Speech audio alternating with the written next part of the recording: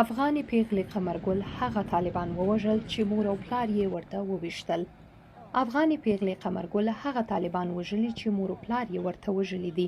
افغان چارواکو ویلي دغه طالبانو د قمرګل پر کور برید کړی و او مور او پلار یې ورته ویشتلي وو. زما مور او پلار دواړه یې بهر ته وباسل او زما د سترګو مخې ته یې وویشتل. زه هم اخر مجبوره شوم او خپل د پلار ټوپک مې راواغستو او 2 تنه مې ووژل. بیا وتښتېدو. زما وړوکی ورور هغه وخت اوده و چې دا پیښه وشوه.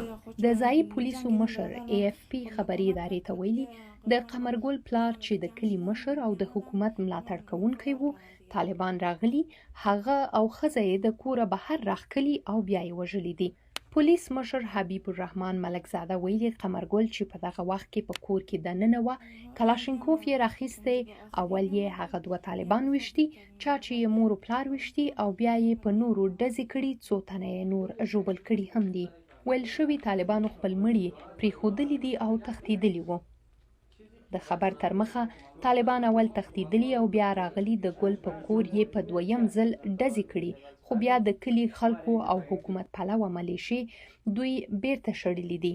ویل شوي قمرګل او د هغې نه یې کشر ورور افغان امنیتي ځواکونو د ځان سره خوندي ځای ته بوولي دي. طالبانو د غور پیښې په اړه تر اوسه څه نه دي ویلي.